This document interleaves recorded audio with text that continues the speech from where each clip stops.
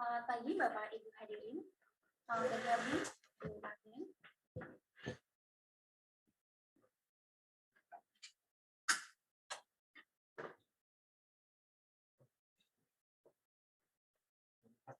Izin Bapak Ibu hadirin untuk dapat kami mulai.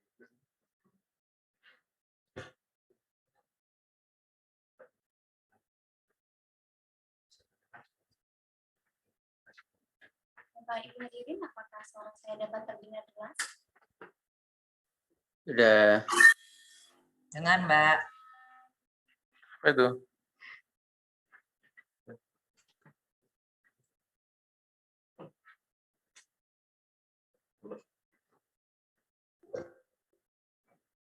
Bapak Ibu hadirin, apakah suara saya dapat terdengar jelas? Ya, Mbak. Sudah dengar Mbak. Baik, terima kasih. Mohon izin Bapak Ibu hadirin akan segera dimulai webinar pada pagi hari ini. Assalamualaikum warahmatullahi wabarakatuh. Selamat pagi dan salam sejahtera. Assalamualaikum warahmatullahi wabarakatuh. Yang terhormat, Direktur Pengaturan Pendaftaran Tanah dan Ruang APBNKMH. Yang kami hormati, Kepala Pusat Pengembangan Anusiasa.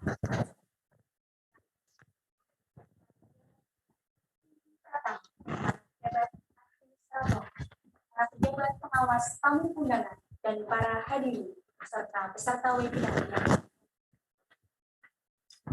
Selamat datang di acara webinar bertemakan kepesertaan BPJS Kesehatan dalam layanan pendaftaran peralihan hak atas tanah atau hak milik atas satuan rumah susun karena jual beli.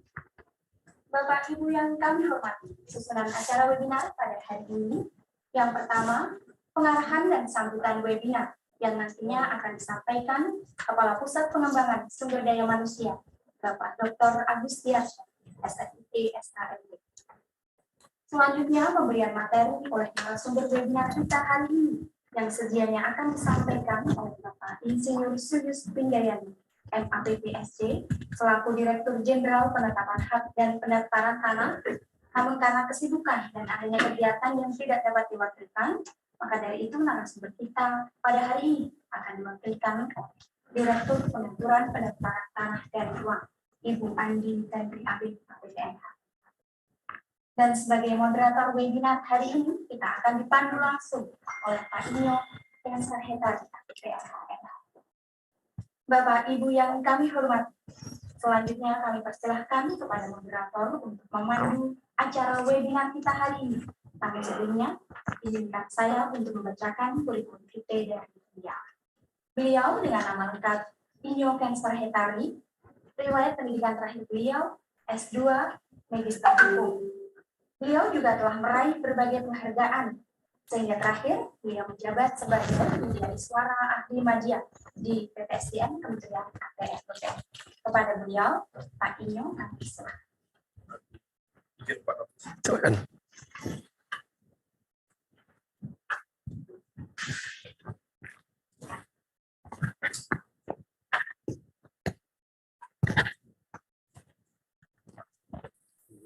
Pagi Bang Ali. Assalamualaikum. Waalaikumsalam warahmatullahi wabarakatuh.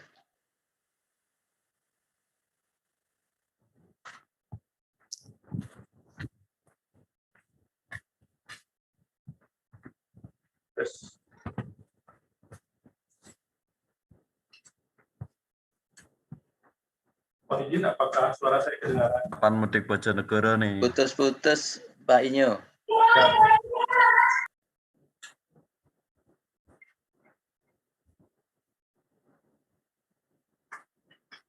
Gimana Pak Ali? Monitor? Masih belum jelas Pak Inyo. Itu jelas. Tes. Putus Pak. Bisa kedengaran? Putus-putus Pak Inyo, suaranya kecil.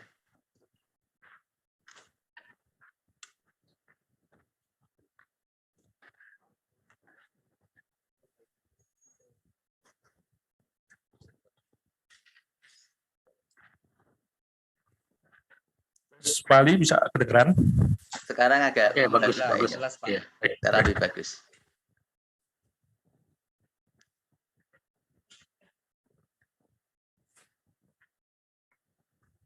Baik, kita bisa mulai acara webinar kita hari ini. Assalamualaikum warahmatullahi wabarakatuh. Waalaikumsalam. Selamat pagi, salam sejahtera buat kita sekalian. Baik, Shalom. pagi. Om Swastiastu, Namo Buddhaya, salam kebajikan. Selamat bertemu kembali Bapak Ibu peserta acara webinar yang diselenggarakan oleh Pusat Pengembangan Sumber Daya Manusia Kementerian Agraria dan Tata Ruang, Badan Pertanahan Nasional, yang biasa kita kenal dengan sebutan PPSDM Kementerian ATR BPN. Perkenalkan, nama saya Ijo Hetari, selaku moderator yang memandu jalannya acara webinar hari ini. Saat ini saya sebagai Widyaswara Ahli Madya di Kementerian ATR BPN. Webinar kali ini mengangkat tema kepesertaan BPJS Kesehatan dalam layanan pendaftaran peralihan hak atas tanah atau hak milik satuan rumah susun karena jual beli.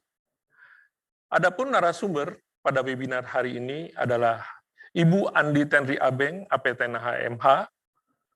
Beliau saat ini menjabat sebagai Direktur Pengaturan Pendaftaran Tanah dan Ruang pada Direktorat Jenderal Penetapan Hak dan Pendaftaran Tanah, Kementerian ATR BPN. Bapak Ibu peserta webinar yang saya hormati, sebagai pembuka acara webinar hari ini, mari bersama kita menyimak sambutan dari Bapak Dr. Agustiarsa, SSID, SHMP, selaku Kepala Pusat Pengembangan Sumber Daya Manusia, Kementerian ATR BPN, selaku penyelenggara webinar hari ini. Kepada yang terhormat Bapak Agustiarsa, dipersilakan. Baik, terima kasih Pak Inyo. Selamat pagi menjelang siang Bapak Ibu sekalian. Bismillahirrahmanirrahim. Assalamualaikum warahmatullahi wabarakatuh. Waalaikumsalam. Yang kami hormati dan kami banggakan Ibu Direktur Pengaturan Pendaftaran Tanah dan Ruang, Ibu Andi Tenri Abeng, APTNH MH. Selamat pagi Ibu.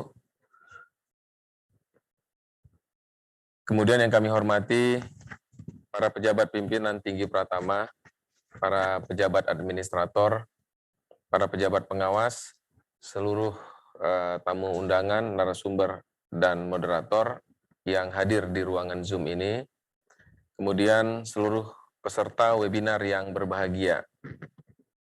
Bapak Ibu sekalian, terima kasih.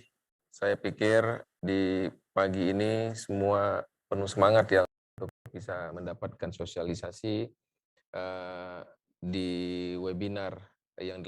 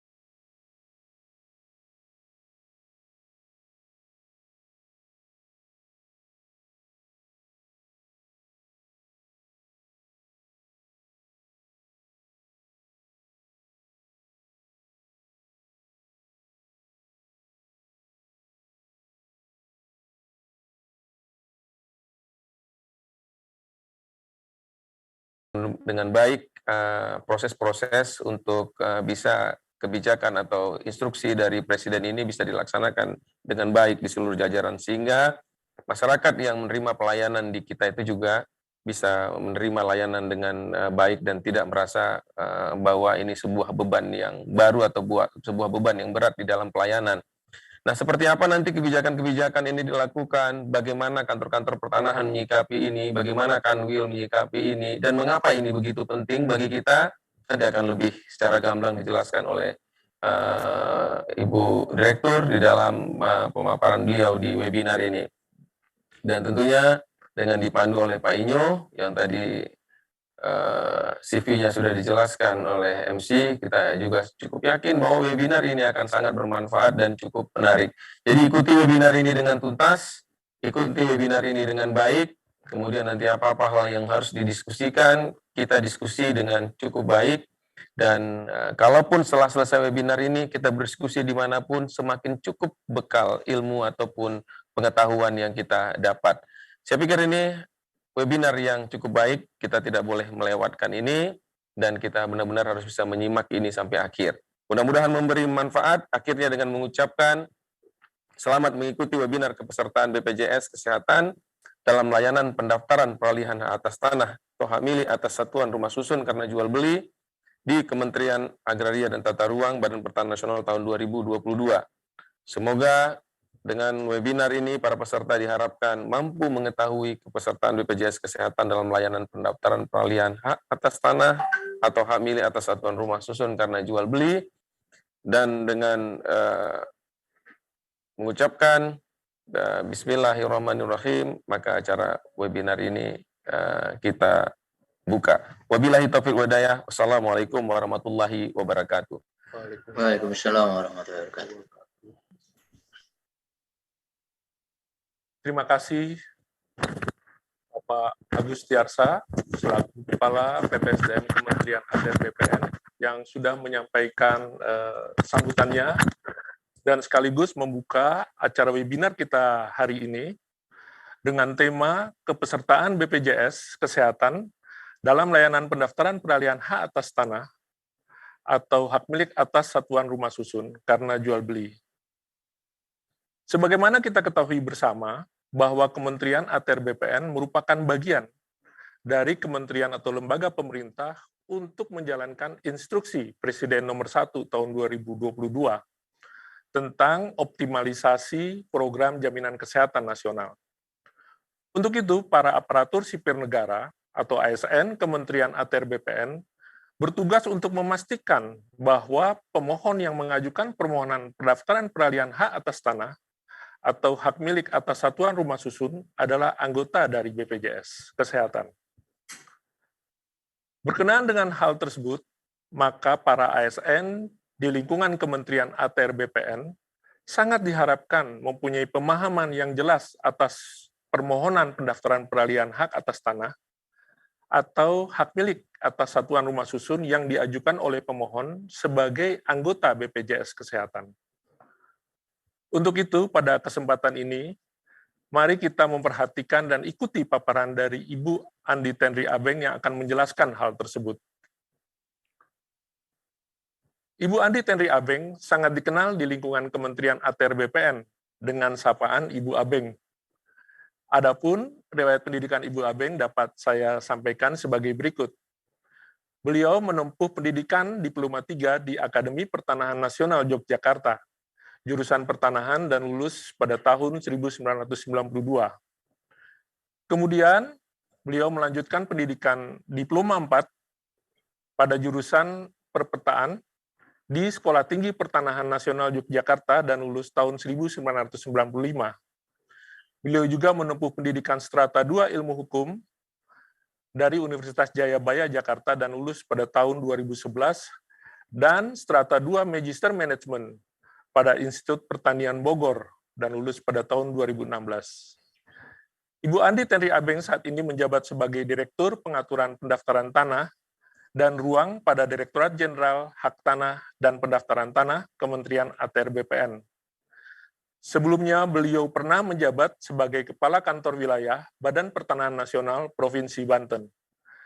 Kepada yang terhormat Ibu Andi Tenri Abeng, kami persilakan, Bu. Terima kasih Kak Inyo, Pak Moderator yang sangat saya kagumi. Terima kasih kepada Pak Kapus PPSDM, ini adik yang sangat luar biasa.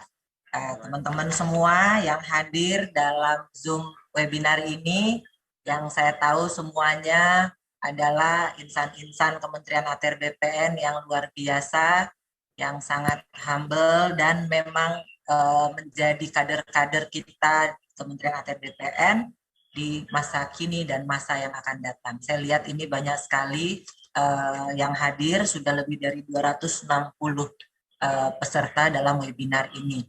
Assalamualaikum warahmatullahi wabarakatuh. Selamat pagi, salam sejahtera untuk kita semua. Om Swastiastu untuk teman-teman yang di Bali dan juga seluruhnya yang ada dalam webinar Zoom meeting ini yang saya hormati, saya sayangi, dan saya cintai. Sekali lagi ucapan terima kasih kami sampaikan kepada Bapak Agustiarsa sebagai Kapus PPSDM, penyelenggara webinar ini, memberi kesempatan kepada kita, Direktorat Jenderal PHPT, untuk mensosialisasikan adanya Impres 1 2022 di lingkungan internal, ya, di internal kita sendiri. Terima kasih Pak Kapus, dan minta maaf, memang sedianya Pak Dirjen yang akan menghadiri, akan membawakan sosialisasi tentang Impres ini yang diwajibkan diinstruksikan kepada Kementerian ATR BPN, tetapi karena ada satu hal yang tidak bisa beliau tinggalkan sehingga ditugaskan kepada saya.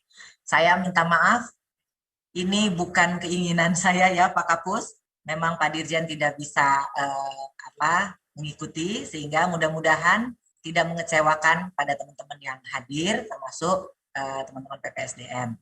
Saya akan mencoba membawakan tentang apa sih itu yang diinstruksikan kepada kita di Kementerian ATR BPN oleh Presiden dalam Impres nomor 1 tahun 2022. Mudah-mudahan semua bisa, suara saya kedengeran nggak? Kak Inyo? Jelas kedengaran, Ibu? Jelas.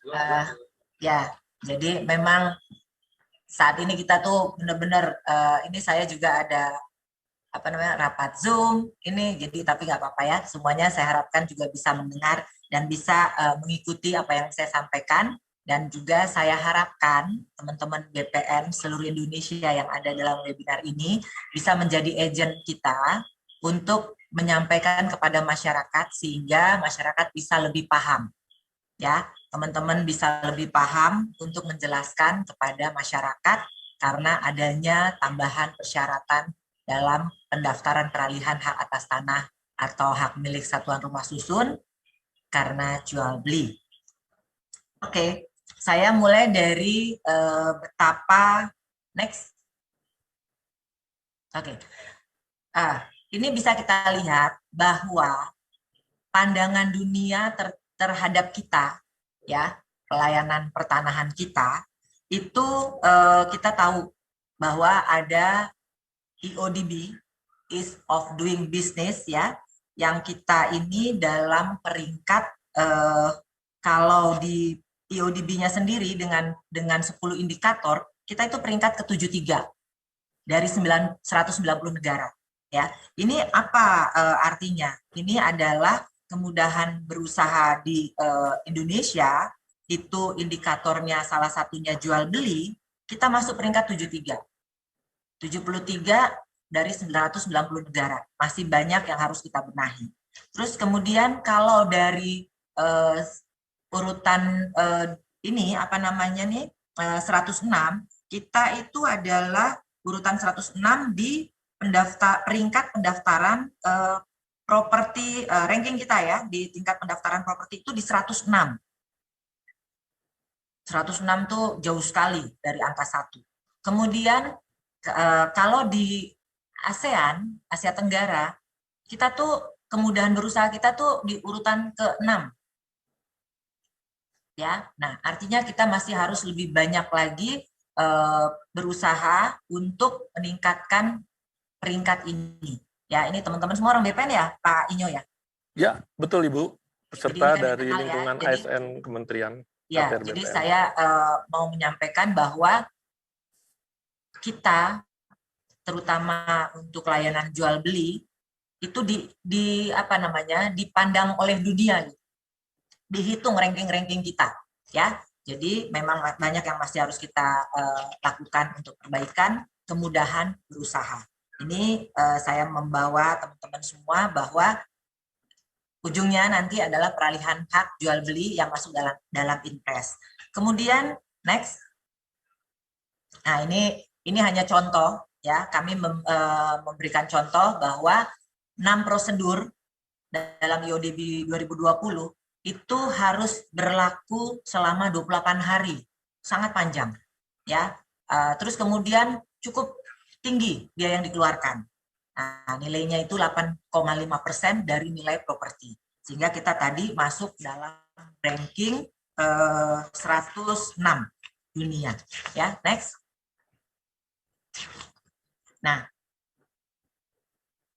kita dalam layanan pertanahan ini 10 tertinggi, 10 layanan terfavorit yang saya munculkan.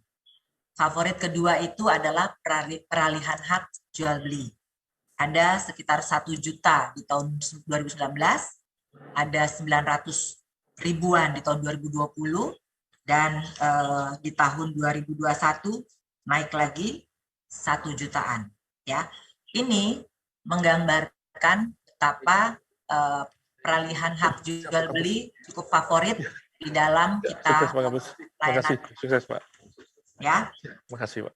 Makanya di dalam Inpres 1 2022 dipilihlah salah satu dari yang favorit itu. Kita bersyukur bukan seluruh 10-10-nya yang favorit yang ditunjuk oleh Inpres, tetapi hanya salah satu. Dan salah satu ini adalah hanya satu dari 137 layanan pertanahan yang ada di KKP kita, ya. Jadi hanya salah satu yang ditunjuk oleh Inpres. Nah, saya harapkan teman-teman di sini, ASN maupun PPN yang ada bergabung dalam webinar ini, bisa juga turut menjelaskan kepada masyarakat tentang kondisi-kondisi ini. Next. Nah, dalam Inpres 1 2022, ya, dalam Inpres 1 2022, sebenarnya sudah berlaku tanggal 6 Januari. Tanggal 6 Januari Inpres tersebut sudah berlaku. Terus kenapa kita baru berlakukan 1 Maret? Karena kita masih melihat perlunya sosialisasi, perlunya kita melihat menghitung apakah nanti dengan kondisi tadi kita 2 favorit teratas, apakah dengan adanya tambahan persyaratan ini akan menyebabkan kita punya PNBP menurun dan sebagainya. Kita harus hati-hati dalam menentukan kapan kita mulai. Pimpinan sudah menetapkan tanggal 1 Maret. Saat itu kita buat edaran. Tetapi ternyata menjadi viral di medsos, ya, karena penjelasan belum kita jelaskan, tetapi masyarakat sudah langsung menanggapinya, ya. Tapi nggak apa-apa. Itu juga salah satu sarana beriklan buat kita Kementerian ATR BPN, sehingga sekarang hampir seluruh masyarakat Indonesia melihat BPN itu ada dan BPN itu berkarya, ya. Jadi kita ambil sisi positif dari viralnya tentang pemberlakuan Inpres 1 2022. Tanggal 1 Maret kita tetapkan pemberlakuan ini secara nasional. 1 Maret itu juga merupakan tanda kutip momen serangan fajar, ya. Tapi tidak karena itu, ya Pak Inyo, bukan karena serangan fajar ditentukan 1 Maret. Karena kita merasa dari 6 Januari sampai 1 Maret itu sudah cukup waktu untuk seluruh masyarakat Indonesia mengetahui adanya Inpres 1 2022. Nah, kemudian dalam Inpres 1 2022, ya, kita bisa lihat bahwa bukan hanya BPN yang masuk dalam Inpres 1 2022. Ada lebih dari 23 KL.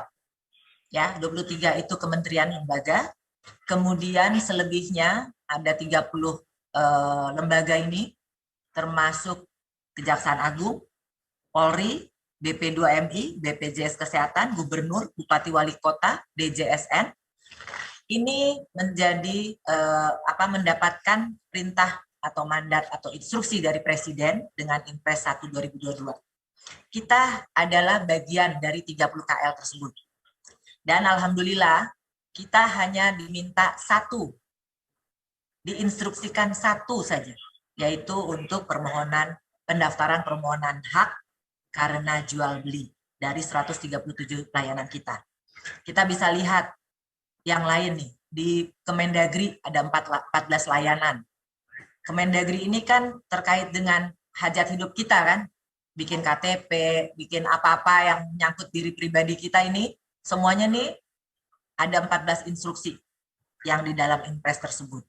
Kita hanya satu dan mudah-mudahan kita bisa menjalani instruksi ini dengan baik tanpa menimbulkan masalah baru. Ya, kita harapkan seperti itu. Instruksi untuk kita adalah Menteri ATR BPN, Menteri ATR Kepala BPN agar memastikan pemohon layanan peralihan sebelumnya. Slide-nya sebelumnya. Ya.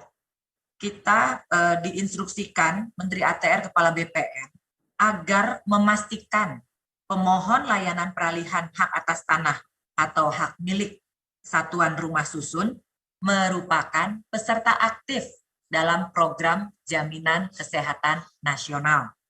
Ya. Jadi kita harus memastikan bahwa pemohon tersebut adalah peserta aktif. Ya, adalah peserta aktif dalam program Jaminan Kesehatan Nasional. Oke. Nah, untuk kita ketahui di Indonesia itu ternyata penduduknya saat ini adalah hampir 274 juta jiwa. Ya, 274 juta jiwa. Yang sudah mendaftar BPJS ada 236 jutaan jiwa atau sekitar 86,27%. Targetnya di tahun 2022 berdasarkan RPJM itu terdaftar 98% masyarakat Indonesia yang tercover dalam Jaminan Kesehatan Nasional. Ya, jadi maka keluarlah Impres ini. Ya.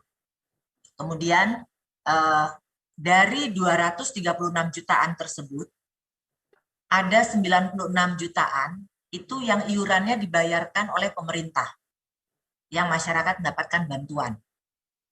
Kemudian itu pemerintah pusat. Kemudian pemerintah daerah juga membayarkan iuran 39,8 juta penduduk di daerahnya masing-masing.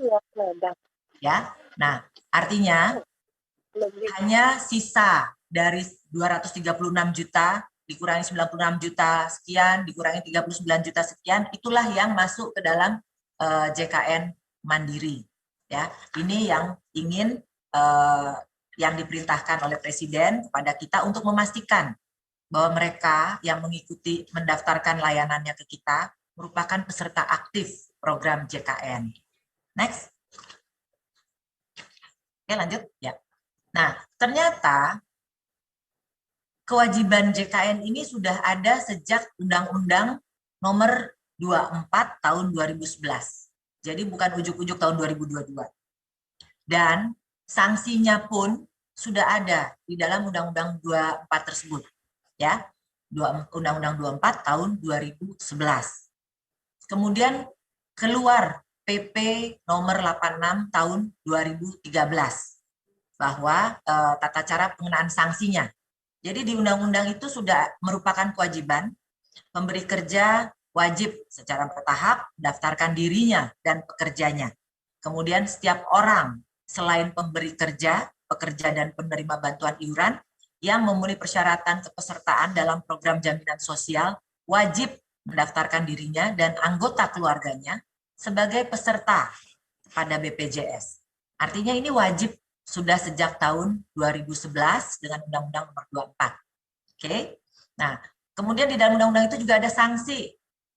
Ada sanksi administratif, ada berupa teguran tertulis dan denda, ya, dan pengenaan sanksi itu juga sudah diterapkan, sudah ada PP-nya pelaksanaannya, tata cara pengenaan sanksi administratifnya, ya, kepada pemberi kerja dan orang per orang.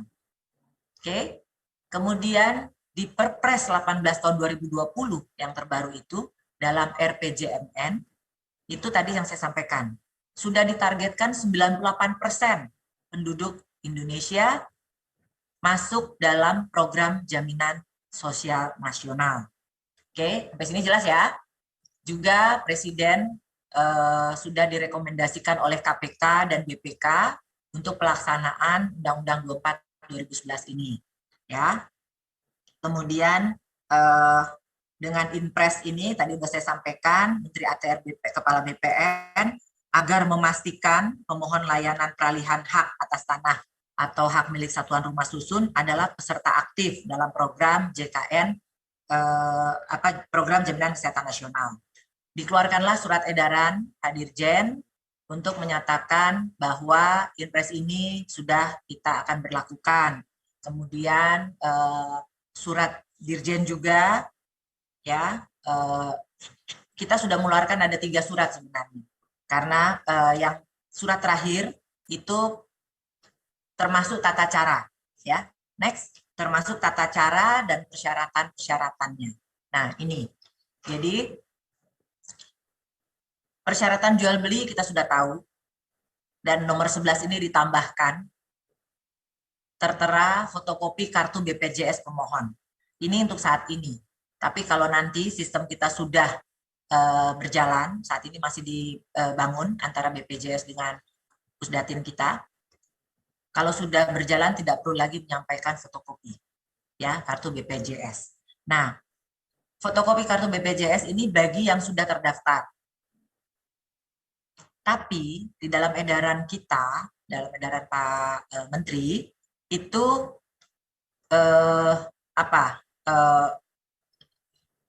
banyak kemudahan-kemudahan, ya. Jadi pertama kan dalam status kartu itu ada 3. Peserta aktif itu, peserta BPJS itu ada 3. Dia aktif, dia tidak aktif, atau dia belum punya. Nah, kami, Pak Dirjen dan Pak Pimpinan, Pak Menteri, itu tidak mau menghambat pendaftaran peralihan karena jual beli ini, hanya karena belum adanya kartu BPJS atau kartu BPJS-nya sudah tidak aktif. Ya, jadi semuanya kita layani. Ini teman-teman kantor pertanahan mungkin sudah paham ya. Jadi tidak ada permohonan yang ditolak hanya karena tidak ada atau tidak aktif kartu BPJS. Ya, bagaimana caranya kita membantu kita melaksanakan Inpres ini? Tetap kita daftarkan, kita selesaikan sesuai ketentuan, ya, sesuai SOP kita. Nanti pada saat pengambilan produk itu masyarakat yang belum melampirkan karena belum punya atau tidak aktif, dia bisa melampirkannya pada saat pengambilan produk. Nah, itu nanti saya akan jelaskan di bagian belakang. Terus teman-teman bisa melihat gambar ini. Ya, gambar ini. Ini merupakan kartu Indonesia Sehat yang hijau. Kartu identitas lainnya seperti kita Kementerian ATR BPN yang PNS tentunya banyak yang belum punya BPJS. Tapi kita pasti punya Askes. Nah, ini sama. Di dalam di dalam sistemnya BPJS, kalau kita membawa Askes dia langsung terkonek. Jadi nomornya ini Askes kita sudah masuk ke dalam data JKN dalam BPJS. Jadi tidak harus kepesertaan BPJS itu dengan kartu BPJS kesehatan ini. Kita pegawai negeri bisa dengan Askes. Kemudian kalau yang sudah punya kartu Indonesia Sehat itu lebih baik. Jadi semua tidak ada yang ditolak. Sepanjang dia merupakan jaminan kesehatan nasional. Ya, sampai di sini teman-teman paham ya. Terutama kita nih PNS. Jadi tidak perlu juga kita mengganti kartu. Ya, Kak Inyo, kalau Kak Inyo masih pegang Askes, nggak usah buru-buru ke BPJS untuk ganti kartu karena sistemnya sudah nyambung. Ya, Jadi jenis-jenis kartu ini semua merupakan jaminan kesehatan nasional, jadi diterima dalam proses pendaftaran peralihan hak. Nah, prinsip-prinsip yang kita terapkan adalah bahwa pertama, dalam Inpres itu yang diberlakukan hanya pendaftaran peralihan karena jual beli.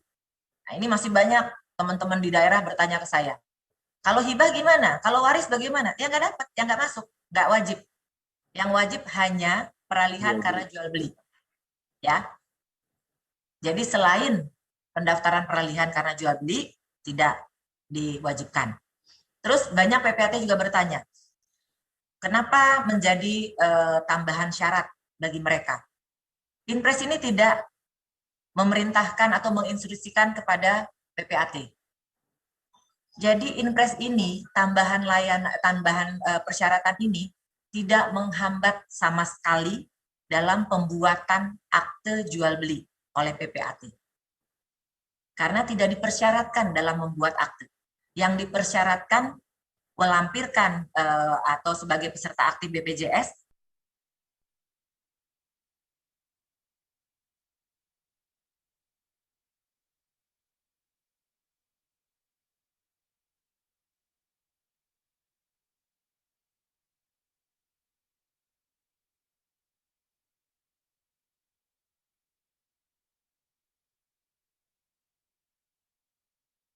nanti mereka harus melampirkan bukti kepesertaan aktif BPJS. Artinya tidak ada yang PPAT yang terhambat pekerjaannya, ya. Terus kemudian apa nih? Dikenakan persyaratan kepesertaan ini hanya dikenakan kepada pembeli. Jadi kalau teman-teman Kanta, kalau masyarakat datang, dia yang diwajibkan kita minta kartu BPJS-nya atau kita lihat kepesertaan aktifnya itu hanya pembeli. Penjual dan sebagainya sudah tidak. Ya, hanya pembeli yang dilampirkan. Oke. Terus kemudian bagaimana kalau dia WNA? Kalau WNA yang wajib adalah yang sudah bekerja paling singkat 6 bulan. Paling singkat 6 bulan. Kalau dia belum 6 bulan, dia tidak masuk dalam kewajiban di Undang-Undang 24 yang tadi saya sampaikan, ya. Jadi kita nggak usah memaksakan. Kalau pembeli hak pakai adalah WNA, dia baru prolekitas, dia belum 6 bulan di sini, jangan dipaksa minta BPJS-nya sampai nggak bisa didaftarkan, jangan. Dia belum wajib, dia tidak terkena dalam instruksi ini. Terus bagaimana kalau dia badan hukum?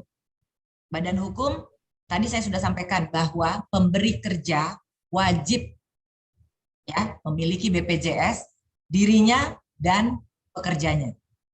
Nah, dalam badan hukum yang kita mintakan adalah BPJS pimpinan perusahaan tersebut.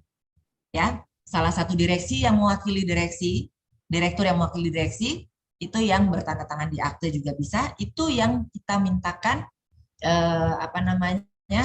kepesertaan keaktifan BPJS. Ya, jadi teman-teman Kanta udah clear di ini ya, di hal ini ya. Terus kemudian ini tadi yang saya sampaikan. Apabila pada saat penyampaian berkas pemohon belum dapat melampirkan kartu BPJS, itu karena dua hal. Pertama karena sudah tidak aktif, karena tidak bayar jadi tidak aktif, atau memang belum.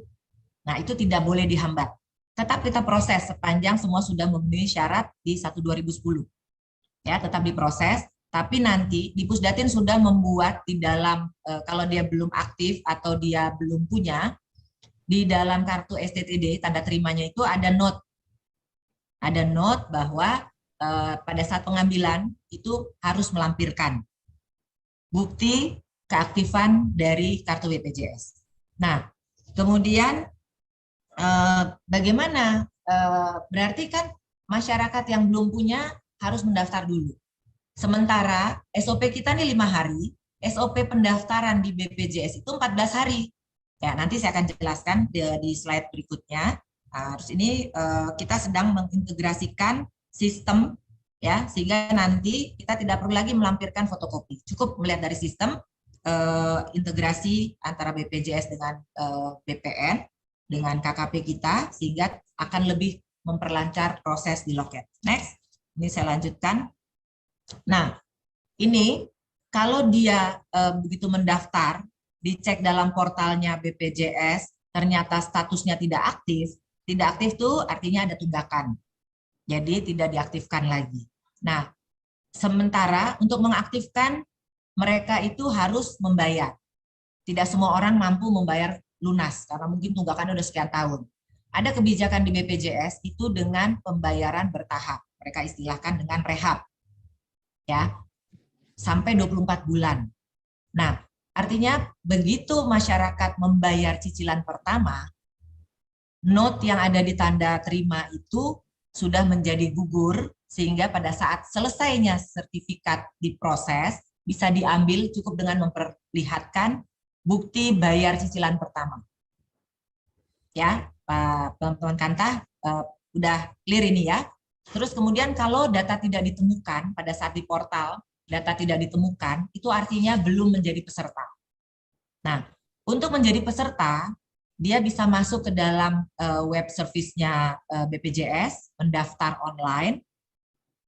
Kemudian kita tidak usah tunggu sampai selesai pendaftaran itu, dia mendapatkan kartu baru, terus dia bawa ke kita dengan posisi aktif. Tidak perlu. Cukup masyarakat membawa screenshot atau tangkapan layar virtual account. Jadi pada saat masyarakat mendaftar di web service-nya, webnya BPJS, nanti akan keluar virtual account. Jadi cukup ini yang ditampilkan oleh masyarakat, itu note di dalam STTD kita itu menjadi gugur. Masyarakat boleh mengambil sertifikat yang telah selesai. Nah, itu yang saya rasa itu penjelasannya dari setiap webinar maupun sosialisasi yang disampaikan baik oleh Pak Dirjen maupun saya atau Kasubdit, ini yang kita sampaikan, dan ini baru kali ini kita sosialisasi tentang Inpres di webinar ini untuk internal kita. Terima kasih sekali kepada Pak Kapus dan jajaran, karena kita memang terlupa. Kita sudah sosialisasi ke PPAT, kita sudah sosialisasi ke masyarakat umum, tetapi ke internal kita, kecuali di lingkungan PHPT, ini kan seluruh ya, bukan hanya PHPT. Di lingkungan PHPT, ini baru ini kita lakukan. Saya ucapkan sekali lagi terima kasih Kak Inyo atas diundangnya kami ini dalam sosialisasi ini. Pak Kapus dan jajaran, terima kasih. Dan teman-teman semua, mudah-mudahan apa yang saya sampaikan pemahamannya sama dengan apa yang teman-teman kerjakan di kantor pertanahan. Dan juga buat teman-teman yang tidak melayani di kantor pertanahan, ini menjadi pencerahan kalau ada yang bertanya. Karena walaupun kita bukan membidangi PHPT atau di loket, tapi kalau kita memakai baju BPN, siapapun ketemu kita dianggap menguasai semua hal tentang pertanahan. Nah, ini bisa mengisi kekosongan kalau ada yang menanyakan tentang BPJS atau Inpres 1/2022 ini kepada kita yang tidak melayani di loket. Terima kasih atas perhatiannya. Monggo dilanjut Pak Inyo. Terima kasih semuanya. Om Swastiastu. Assalamualaikum warahmatullahi wabarakatuh. Waalaikumsalam warahmatullahi wabarakatuh. Terima kasih Bu Andi Tenri Abeng atas penjelasan dan paparannya yang cukup jelas dan juga menambah pengetahuan terutama untuk teman-teman kita di lingkungan ASN Kementerian ATR BPN, khususnya kepada teman-teman yang garda terdepan di kantor pertanahan kabupaten kota ini, Bu. Memang kalau kita lihat mungkin banyak pertanyaan-pertanyaan yang diajukan mungkin kepada Ibu maupun kepada teman-teman di sini, termasuk saya juga ada WA dari teman-teman maupun dari PPAT ini yang menanyakan kok ada tambahan lagi persyaratan Pak Inyo ya. Nah, inilah penjelasan dari Bu Abeng kepada teman-teman, jadi akan semakin jelas apa yang disampaikan.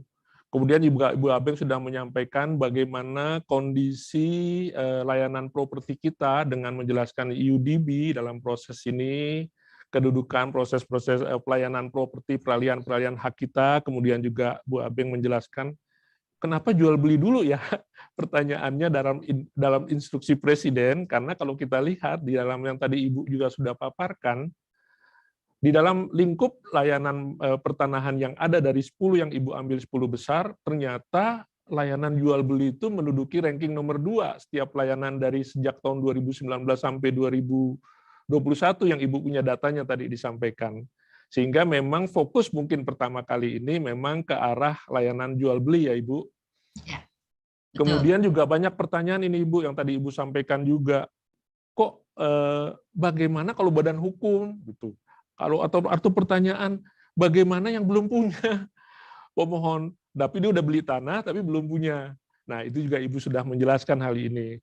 Nah, dari penjelasan Ibu, mungkin dari teman-teman ada perlu suatu penjelasan yang lebih dalam lagi, atau perlu mungkin ini ada hal yang masih keraguan-raguan dari teman-teman. Nah, kami membuka kesempatan ini untuk tanya jawab. Saya harapkan peserta ini kesempatan yang luar biasa, bisa ketemu dengan Ibu Direktur, untuk menyampaikan mungkin hal-hal yang sedang atau yang akan dihadapi kira-kira di dalam pelayanan pertanahan, khususnya untuk peralihan jual beli baik hak atas tanah maupun untuk hak milik atas satuan rumah susun. Silakan kami buka untuk forum diskusi hari ini. Forum diskusi pada webinar kita yaitu tanya jawab dengan pertanyaan yang diajukan peserta yang akan nanti ditanggapi oleh Ibu narasumber, Bu Abeng. Pada sesi pertama pertanyaan yang diajukan peserta, kami persilakan 3 orang penanya dengan menggunakan reaction raise hand mungkin ya, Ibu. Ada 3 orang, silakan mengajukan pertanyaan yang nanti akan ditanggapi oleh Ibu Andi Tenri Abeng. Mohon pertanyaan diajukan secara jelas, lugas, dan ringkas, sehingga kita bisa mengikutinya dan menambah wawasan kita yang mendengarkan. Baik, saya persilakan yang mau mengajukan pertanyaan, mungkin tampilkan seluruh peserta untuk bisa kita lihat siapa yang mengajukan raise hand-nya. Tiga penanya saya buka, silakan. Kayaknya sudah jelas semua Kak Inyo.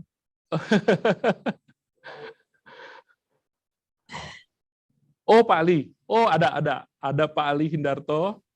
Beliau Widya Iswara di PPSDM, sahabat saya ini, Bu Abeng. Sahabat saya juga Pak Inyo. Saya persilakan Pak Ali Hindarto untuk mengajukan pertanyaannya. Silakan Ibu Bapak. Terima kasih Pak Inyo, Bu Abeng, luar biasa penjelasannya. Dari penjelasan Ibu tadi disampaikan terkait dengan salah satu persyaratan untuk jual beli pendaftaran untuk karena peralihan hak karena jual beli adalah melampirkan BPJS ya. Sebagaimana Ibu jelaskan juga bahwa keanggotaan BPJS ini kan ada yang aktif dan tidak aktif ya. Dengan melampirkan fotokopi tanpa kita mengecek misalnya untuk nomornya BPJS di BPJS, kita tidak akan mengetahui bahwa pesertanya apakah aktif atau non aktif ya. Kalau hanya sekedar misalnya melampirkan kartunya ya, kecuali kita mengecek di websitenya BPJS, kita akan mengetahui bahwa peserta ini aktif atau non aktif. Berikutnya yang berikutnya tadi, apabila belum mempunyai kartu itu bisa dilampirkan ya. Proses pendaftaran tetap dilakukan, tapi pada waktu pengambilan produk nanti baru melampirkan kartu BPJS-nya sebagai bukti. Misalnya kalaupun belum jadi maka bukti pendaftaran BPJS. Dan apabila tidak aktif bisa yang pertama tadi Ibu, yaitu karena ada cicilan ya, ada misalnya kalau dia ada tunggakan maka dia ada cicilan, yang penting dia ada cicilan, misalnya ada pembayaran cicilan tahap pertama misalnya dilakukan. Begini Ibu, misalnya yang terakhir tadi misalnya dia melampirkan tapi pada waktu pengambilan produk ternyata dia belum melampirkan kartu BPJS-nya karena dia misalnya belum mendaftarkan ya.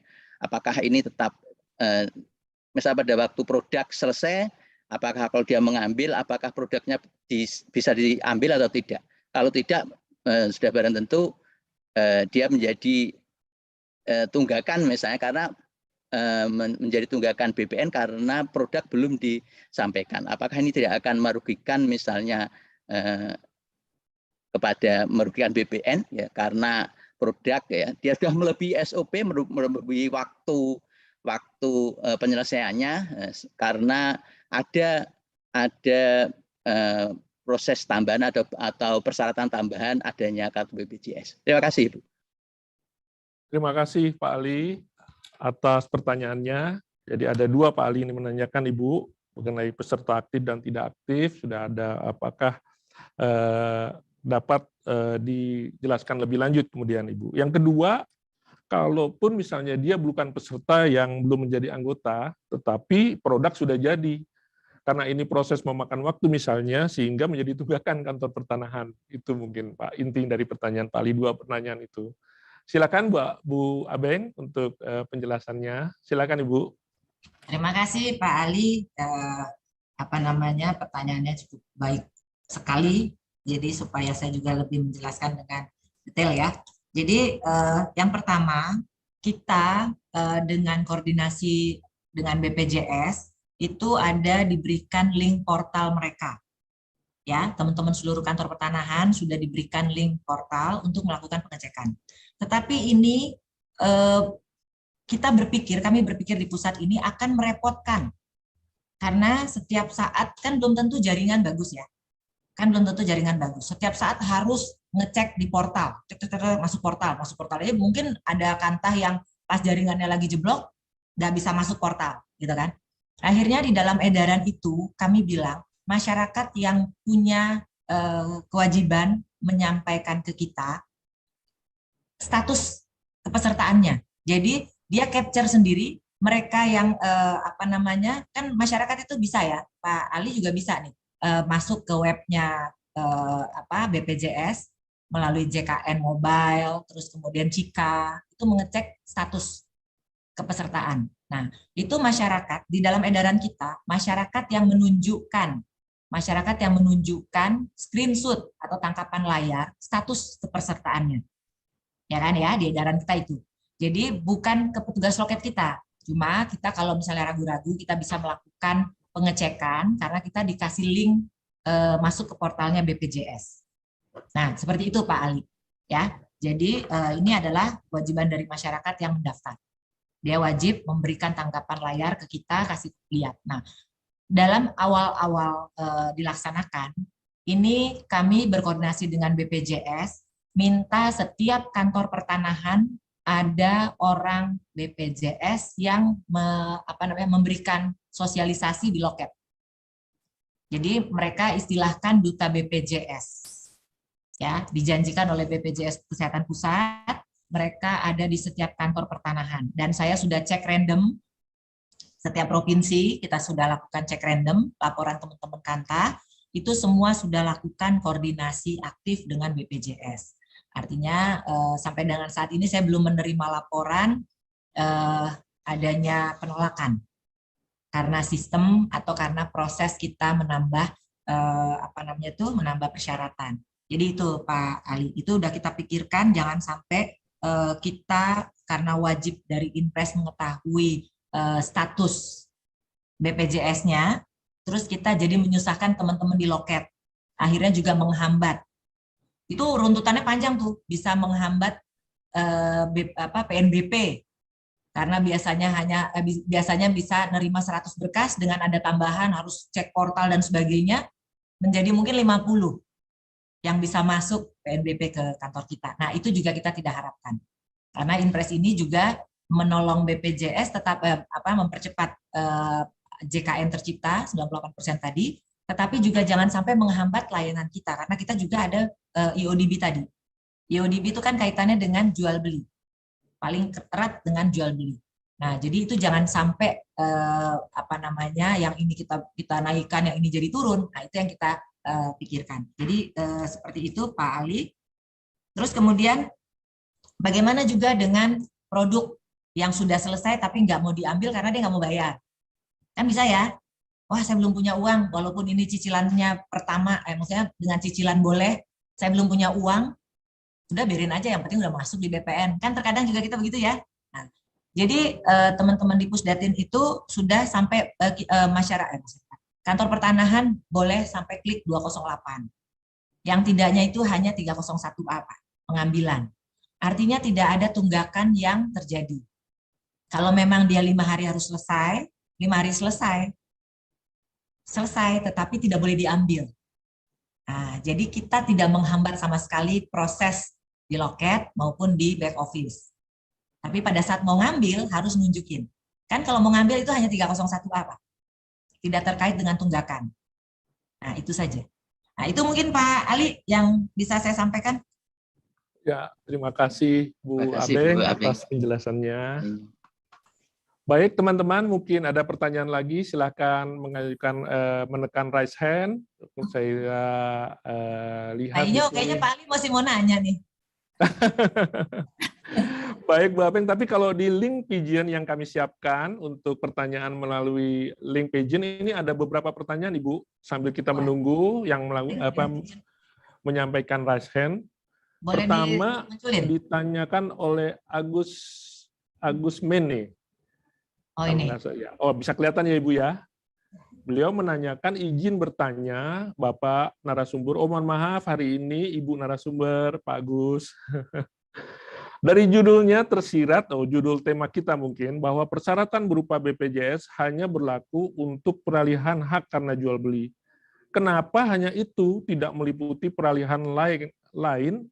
Apa filosofinya? Waduh, sudah masuk ke filosofi ini Bu Abeng, pertanyaannya dari Pak Agus. Kemudian yang kedua dari Iwan Yustiawan Adiaksa. Beliau menanyakan izin bagaimana apabila proses jual belinya berdasarkan KPR. Apakah lebih baik sosialisasi aktif kartu BPJS diterapkan juga oleh pihak perbankan? Pertanyaannya itu, Bu. Yang diajukan oleh Iwan Yustiawan. Kemudian, Iwan ada lagi pertanyaan dia, menyampaikan apakah dengan adanya perbedaan SOP di BPN dengan yang di BPJS dengan indikator kartu aktif dapat menyebabkan adanya tunggakan pelayanan terutama pada saat di loket penyerahan. Mungkin sudah dijelaskan tadi, hampir sama dengan pertanyaan Pak Ali Hindarto tadi, Pak Iwan, untuk pertanyaan yang keduanya ini. Kemudian ada Bu Titi Reviandini. Bu Titi menanyakan izin bertanya Ibu narasumber, saat ini secara sistem KKP belum terintegrasi dengan BPJS. Nah, ini mungkin Bu Titi ini tugas di kantor pertanahan mana agar dapat dimonitor oleh teman-teman Pusdatin nantinya. Bagaimana cara petugas loket yang menerima berkas memastikan kebenaran fotokopi kartu BPJS yang dilampirkan? Itu dari Bu Titi Reviandini, Ibu.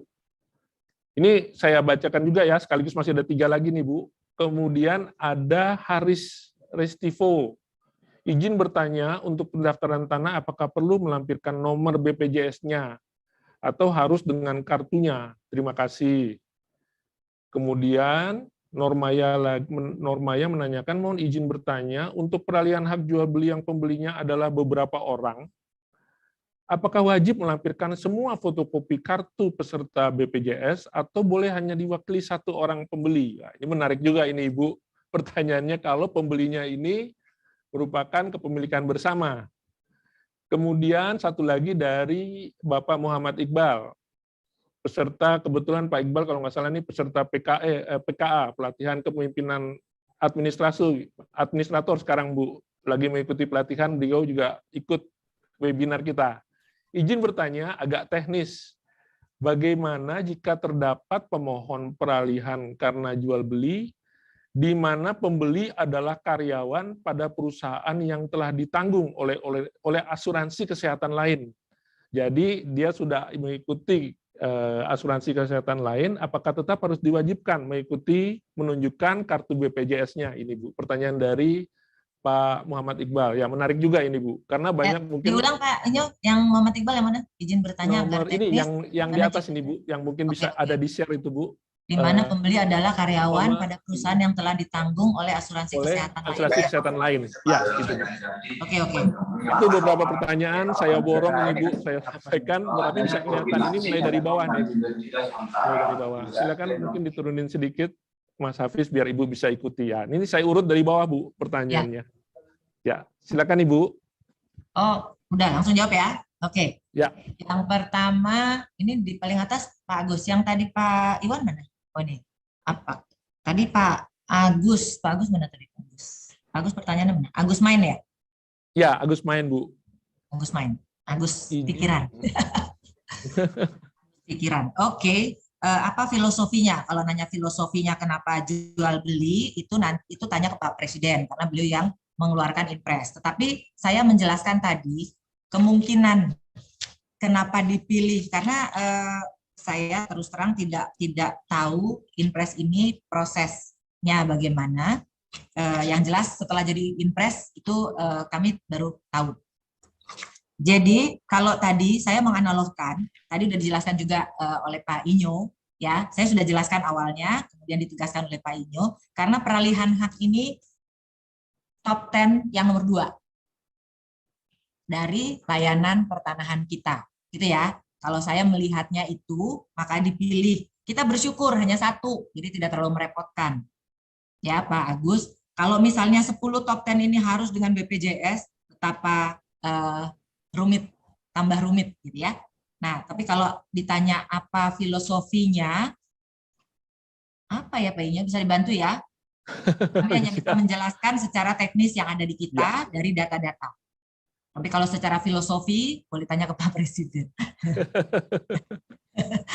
Oke ya, mohon maaf Pak Agus. Ini Pak Agus dari kantor mana ya? Atau dari orang luar? Pak Agus masih pikiran, Bu, karena Agus main. Orang pusat, Bu. Oke, ini ada one comment. One comment-nya nggak bisa dibuka ya kayaknya ya. Oke, yang kedua Pak Iwan, kalau KPR bagaimana? Kalau KPR kan tetap melampirkan akte jual beli ya? Ya kayaknya ya, orang mendaftarkan, dia kita pakai KPR, tapi peralihan haknya kan jalan. Ya, tetap pakai jalan. Jual beli. Ya. Nah, tadi udah saya jelaskan. Tetap yang terima pembeli. Ya. Nah, masalah nanti harus dari bank, udah diedukasi, itu nanti ke depan akan kita lakukan, termasuk kepada PPAT. Walaupun sekarang PPAT tidak tersangkut sama sekali pada saat pembuatan akte. Ya, terus waktu pembuatan KPR, bank tidak tersangkut sama sekali. Hanya pada saat pendaftarannya di kantor pertanahan baru dimintain. Ya, jadi Pak Iwan, ini Pak Iwan mana ya? Iwan Yustiawan Adiaksa dari Kantah mana ini? Nah, jadi begitu. Nanti kita ini bagus, masukan bagus, baik dengan PPAT, perbankan, dan instansi institusi lainnya. Nanti kita juga coba komunikasikan. Ya, kalau bisa di hulunya sudah kita mintakan atau sudah ada, tentunya tidak mempersulit lagi pada saat kita melakukan proses pendaftaran yang hanya 5 hari, ya kan? Kayak misalnya kita buat akte di PPAT, kan nggak sehari jadi, tapi berapa hari ngumpulin ini, ngumpulin itu gitu kan? Nah itu mungkin saran Pak Iwan bisa dianalogkan lah PPAT, perbankan, itu bisa kita mintakan mereka sudah mulai informasikan kepada kliennya atau si pemohonnya untuk juga melengkapi BPJS aktif, kepesertaan aktifnya. Gitu ya Pak Iwan ya. Terus kemudian bagaimana kalau ada tunggakan? Izin bagaimana apabila proses jual belinya beroda? Apakah dengan adanya perbedaan SOP di BPN dan BPJS dengan indikator kartu aktif dapat menyebabkan adanya tunggakan pelayanan terutama saat di loket penyerahan? Di loket penyerahan sudah tidak masuk ke dalam tunggakan kinerja kita karena 208 boleh diklik, boleh diterbitkan. 301A-nya tentunya pada saat orang datang mengambil. Ya, kalau orang datang mengambil. Kalau dia belum ambil, tentunya tunggakan di 301A. Tetapi tidak mempengaruhi penilaian kinerja bahwa pekerjaan belum selesai. Ya, karena ada pihak eksternal yang belum datang ambil. Gitu ya Pak Iwan ya. Jadi tadi sudah saya jelaskan, kita tidak boleh menghambat proses sampai selesai. Ya, apapun kondisi kartunya, mau aktif, mau tidak aktif, mau tidak punya. Sepanjang sudah sesuai SOP 1/2010, tidak ada yang boleh dihambat. Yang ada adalah kita tahan penyerahannya. Ya, clear ya di sini ya, teman-teman kantor pertanahan harusnya clear. Oke, nanti kalau nggak clear WA saya lagi, nanti saya jelaskan lagi deh. Ya, oke. Ya, Bu. Ya, siap. Kemudian Bu Titi Reviandini.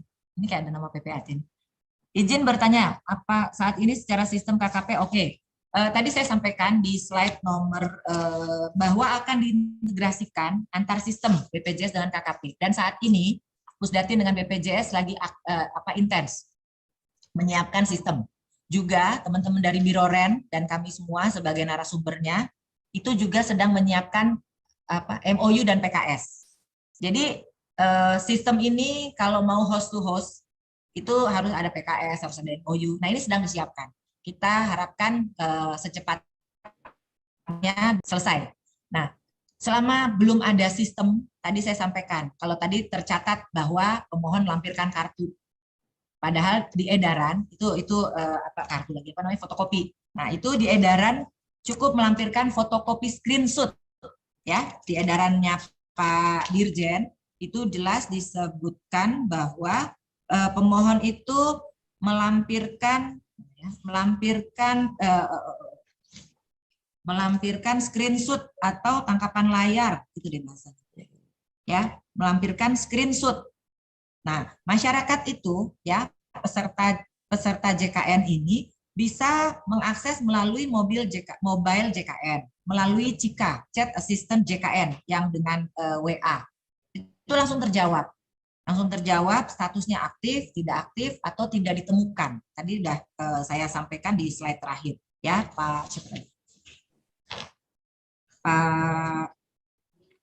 Bu Titi ya, Bu Titi. Jadi untuk yang integrasi KKP dengan sistem BPJS masih dalam proses. Sementara ini kita hanya mengandalkan screenshot. Kalau kita tidak yakin, kan di screenshot ini sebenarnya tidak bisa dibohongin. Tapi kalau orang mau bohong bisa-bisa saja. Ya, kalau kita tidak yakin, kita bisa mengakses melalui portal webnya BPJS yang untuk internal kita. Kalau kita belum punya, teman-teman kantor pertanahan sudah berkoordinasi dengan BPJS. Minta dengan duta BPJS untuk linknya. Dan kami sudah minta untuk duta BPJS ada di kantor pertanahan dalam masa peralihan ini, sebelum sistem jadi.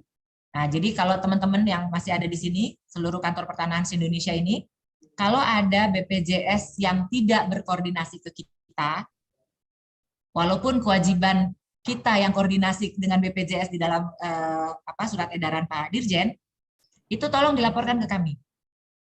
Kalau ada kantor BPJS yang tidak proaktif dengan kantor pertanahan, tolong dilaporkan ya, Bu Titi. Jadi seperti itu dan teman-teman semua. Terus kemudian Bu Titi ya. Terus kemudian Pak Haris ya. Izin bertanya, untuk pendaftaran tanah, apakah perlu melampirkan nomor BPJS-nya atau harus dengan kartunya? Ini tadi saya jelaskan juga ya. Sudah dijelaskan, udah Bu. Ya. Screenshot tangkapan layar. Di situ udah kelihatan kok. Aktif, tidak aktif, atau belum ada. Mohon izin bertanya, untuk peralihan hak jual beli yang pembelinya ada beberapa orang, apakah wajib melampirkan semua fotokopi kartu BPJS atau kepesertaannya, atau boleh diwakili? Semua. Karena di sini tadi udah saya jelaskan, yang dimintakan kartu BPJS-nya adalah pembeli.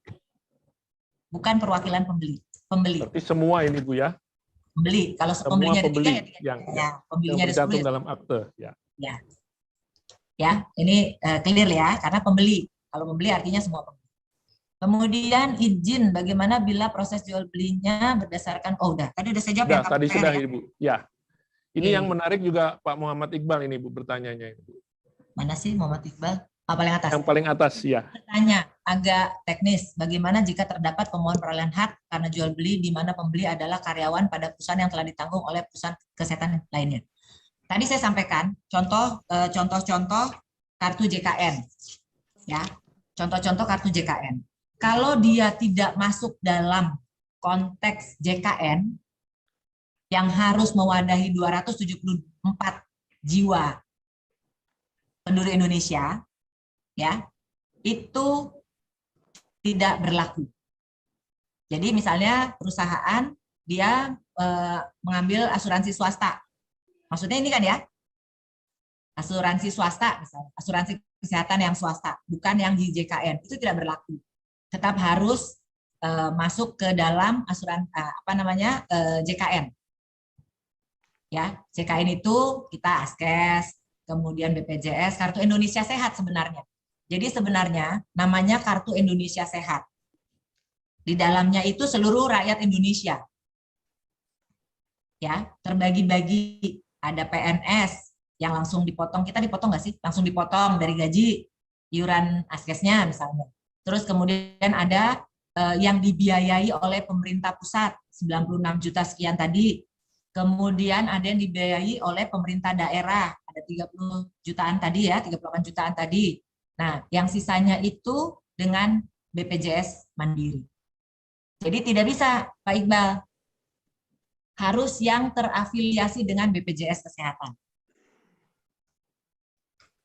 Jadi walaupun dia sudah mengikuti misalnya program-program asuransi swasta, tetapi begitu dia menjadi pembeli, dia juga apabila tidak memasuk dalam program jaminan kesehatan nasional tadi, perusahaan-perusahaan itu tetap dia harus melampirkan BPJS yang termasuk dalam program jaminan kesehatan nasional ini ya Ibu ya?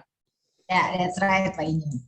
Ya, jadi semakin jelas ya Pak Iqbal ya. Jadi tetap harus melampirkan, dia harus mungkin menurus sebagai status aktif nanti sebagai peserta dari kartu BPJS Kesehatan ini. Terima kasih Bu Abeng atas pencerahannya, beberapa pertanyaan yang melalui link Pigeon Hall ini. Kemudian ini ada yang raise hand Ibu. Ya. Sepertinya sahabat Ibu ini Bu Anna Anida, Kepala Kantor Pertanahan Kota Cimahi ini. Silakan Bu Anna untuk mengajukan pertanyaannya. Pagi Bu Direktur, pagi Mas Inyo. Selamat pagi Bu Ana. Ibu Kakan cantik. Itu kok suara kepalanya naikkan dikit dong. Nggak kelihatan cantiknya. Nah. Aduh. Ini sebetulnya tadi pas pertanyaan Pak Ali, saya izin Bu Direktur menyampaikan yang terjadi di kantor pertanahan. Jadi mengenai tadi sudah aktif atau enggak, memang pihak BPJS langsung datang ke kantor, bikin loket, dan membuat portal. Sehingga pada saat daftar itu dengan hanya memasukkan NIK saja, KTP itu udah ketahuan itu aktif atau enggak aktif. Itu. Terus yang barusan saya lihat, sekarang di KKP juga mungkin saya lihat kan agak susah ya. Di KKP juga sekarang di print-printan ini sudah terlihat di sini BPJS-nya itu aktif atau tidak aktif. Jadi di KKP sudah ada. Jadi kalau menurut saya nggak ada masalah sama sekali gitu. Alhamdulillah. Ya bahwa masyarakat dari BPJS-nya sendiri sangat support ke kita dan itu sama sekali kita tidak menghambat peralihan karena semua kita terima. Baik yang belum terdaftar maupun belum aktif semua kita terima.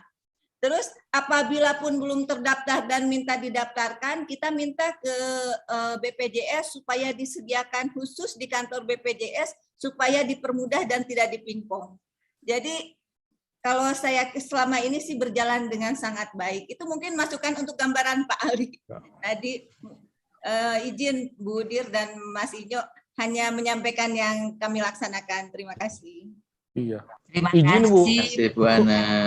Bu Abeng, izin mumpung ada kepala kantor ini Bu. Jadi malah saya jadi sebagai moderator mau lihat aplikasi di lapangannya ini Bu Ana. Jadi kira-kira dari yang Bu Ana lihat sejak berlakunya digunakannya KKP kita mulai 1 Maret kalau tidak salah diaktifkan. Kira-kira Ibu lihat sebenarnya lancar-lancar saja, tidak ada tunggakan ya, seperti dikhawatirkan teman-teman ini. Betul. Kalau selama ini kan kita memang sampaikan bahwa jangan sampai ada tunggakan, terima semua. Dan dari kita, tapi kita cek aktif atau enggak aktif, disampaikan kepada pemohonnya untuk diaktifkan. Itu berkas kita terima semua. Sampai nanti pada saat pengambilan, itu nanti diperlihatkan screenshot-nya. Yang kita lihat hanya screenshot-nya tadi. Jadi nggak usah lagi pakai kartu segala macam. Oh ya, baik Ibu. Jadi lancar, saya syukur. Iya, Syukur Ibu, iya. jadi ini bisa lancar, kerjaan Ya, kita juga amin. lancar, juga kita bisa memenuhi instruksi Presiden ini, ya. Amin. Ya, makasih Bu Ana. Mungkin ada teman-teman dari kantor pertanian lain memberikan masukannya. Mumpung ketemu ada Bu Direktur di sini terkait dengan pelaksanaan dari Instruksi Presiden nomor 1 tahun 2022 serta surat edaran Pak Dirjen nomor 1 tahun tanggal 25 Februari kemarin ini. Mungkin mohon masukannya dari peserta webinar terkait dengan pelaksanaan dari Inpres ini, Inpres nomor 1 tahun 2022. Mungkin sambil menunggu Ibu, ini belum ada yang raise hand. Ini ada pertanyaan juga di chat Ibu. Ini diajukan, mohon diturunin coba pertanyaannya, Fis. Di chat Bagaimana jika pemohon baru? dari RR Diah Pratiwi ini, Bu. Ya. Bagaimana jika pemohon baru saja sebagai peserta BPJS, tetapi kartu BPJS belum jadi? Apakah dibolehkan mengambil sertifikat dengan menunjukkan kartu pendaftaran BPJS-nya? Jadi baru daftar tapi belum jadi, bisa ngambil hasilnya dari pendaftaran peralihan hak yang diajukannya, Ibu. Iya, tadi saya jelaskan. Coba deh, slide saya halaman terakhir. Berarti saya punya penjelasan kurang jelas ya, Kak Inyo ya? Atau Ya, kecepatan ya saya ngomong ya? Jadi, mungkin perlu penekanan-penekanan kali, Bu. Ya, jadi Bu Dia, nah ini, kalau dia belum, kalau data tidak ditemukan, tadi Bu Ana udah bilang, status ini dengan mengetik NIK, keluar semua ya Bu Ana tadi ya, di portalnya, terus jadi ada aktif, tidak aktif, atau tidak ditemukan. Kalau tidak ditemukan tuh berarti belum terdaftar, gitu kan? Kemungkinan NIK-nya juga belum valid atau belum terdaftar. Kalau belum terdaftar, karena proses pendaftaran mereka membutuhkan 14 hari kerja, sementara kita proses hanya 5 hari. Jadi kita hanya mintakan pada saat pendaftaran, mereka tuh akan keluar bukti virtual account. Jadi jangan melihat kelas, seluruh kelas boleh. Walaupun dia datang orang kaya raya, tapi dia hanya ngambil kelas 3, jangan ditolak. Ya, tidak mengenal kelas kita. Nah, ini contoh virtual account. Cukup dengan ini, kita tidak usah sampai melihat dia sudah bayar atau belum. Ya, nggak usah. Jadi bukti mereka masuk ke dalam portal BPJS, kemudian mendapatkan virtual account. Itu juga udah bisa, Bu Dia. Ya.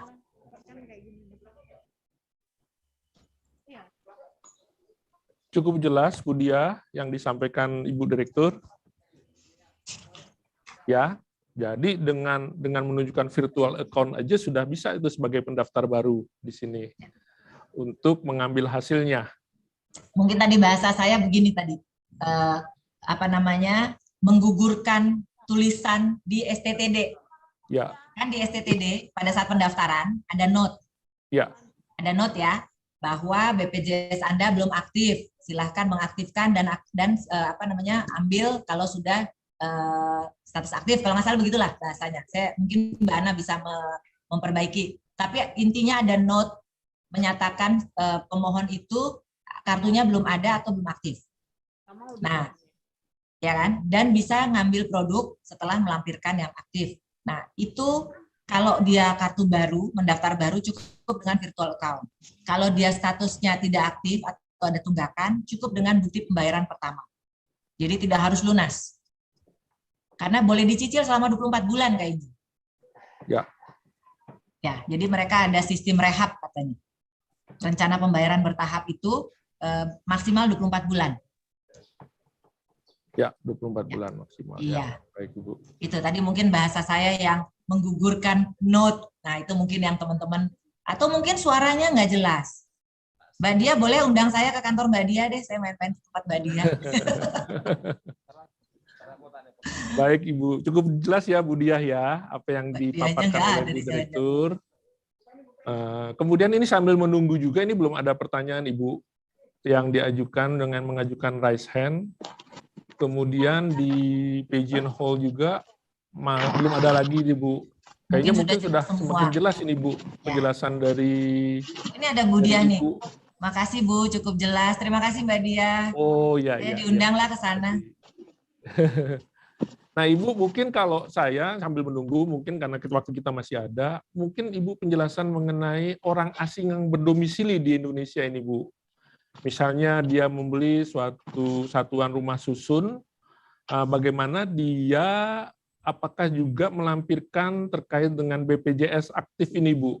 Orang asing yang berkedudukan di Indonesia kalau domisili 6 bulan misalnya, dia sudah bisa mengajukan untuk membeli apartemen misalnya, dan bagaimana dia harus mengajukannya tetap diwajibkan untuk melampirkan kesertaannya sebagai BPJS Kesehatan. Silakan Ibu.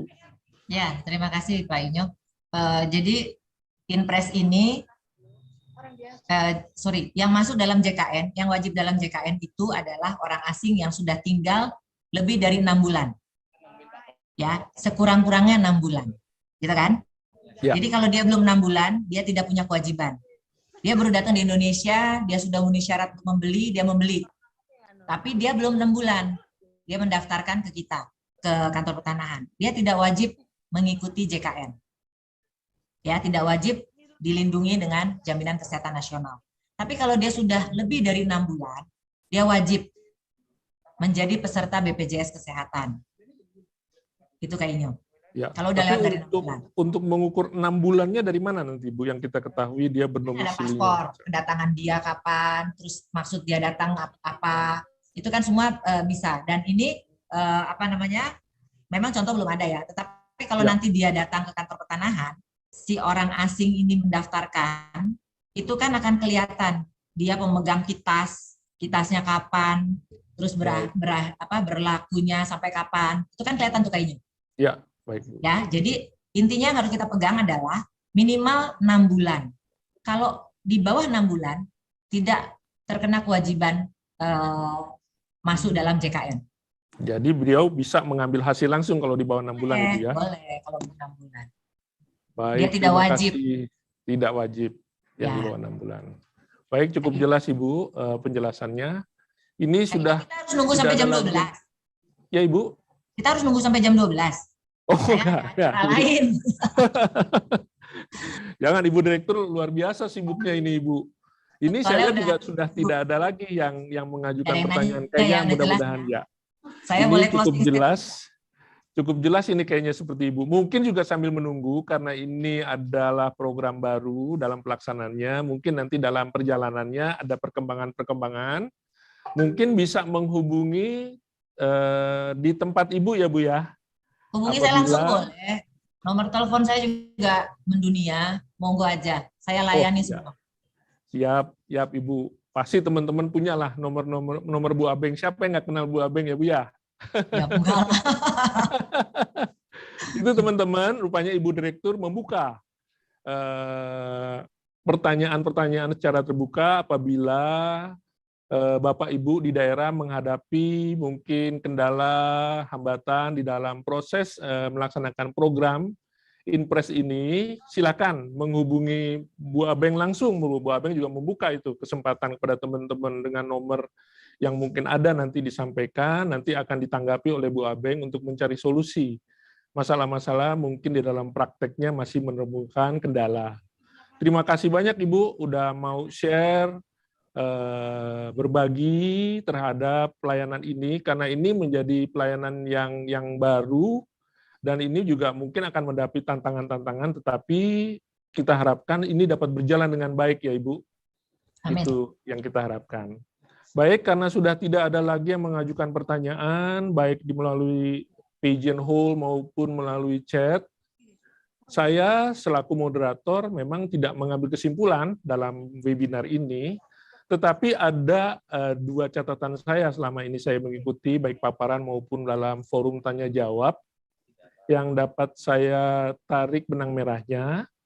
Jadi yang pertama, jadi tindak lanjut dari Inpres Instruksi Presiden nomor 1 tahun 2022 tentang optimalisasi program jaminan kesehatan nasional telah ditindaklanjuti dengan diterbitkannya surat edaran Direktur Jenderal Hak Tanah dan Pendaftaran Tanah tanggal 25 Februari 2022 nomor 5/SE besar garis datar 400.HK.02/2 Romawi tahun 2022 tentang kepesertaan jaminan kesehatan nasional dalam kurung JKN dalam permohonan pendaftaran peralihan hak atas tanah atau hak milik atas satuan rumah susun karena jual beli. Dan SE tersebut telah ditujukan kepada para Kakanwil dan Kepala Kantor Pertanahan se-Indonesia ini, seluruh Indonesia. Mudah-mudahan ini telah diterapkan oleh teman-teman di daerah. Dan yang kedua, benang merah yang saya catat di sini, kepesertaan BPJS Kesehatan ini wajib dilampirkan pemohon yang mengajukan pendaftaran peralihan hak atas tanah atau hak milik atas satuan rumah susun karena jual beli. Jadi ini sudah jelas, itu dua benang merah yang dapat saya sampaikan pada webinar ini, Ibu dan teman-teman semua. Mudah-mudahan ini dapat dilaksanakan dengan baik oleh seluruh aparatur sipil negara di lingkungan Kementerian ATR BPN.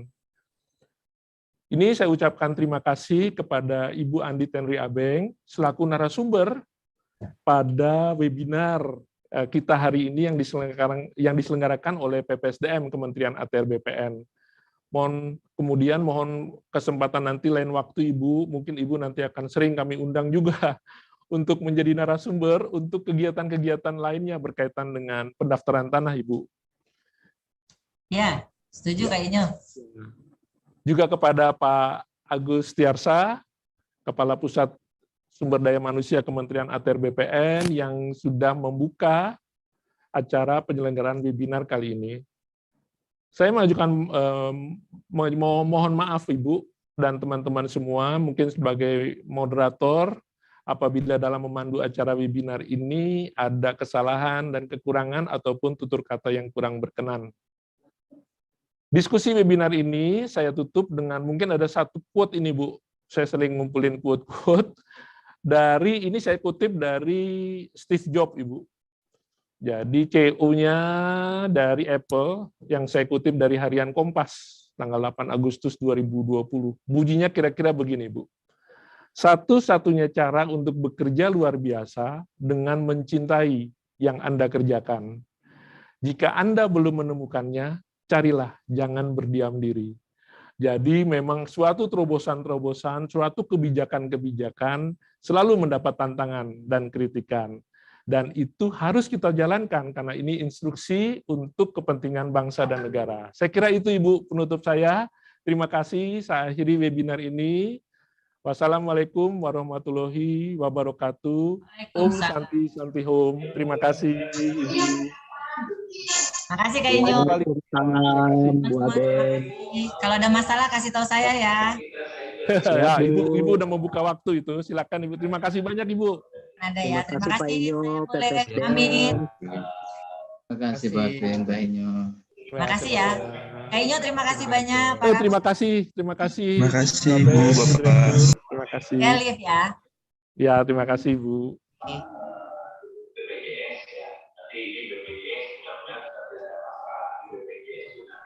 Halo Bang Ali, Lai Daniel.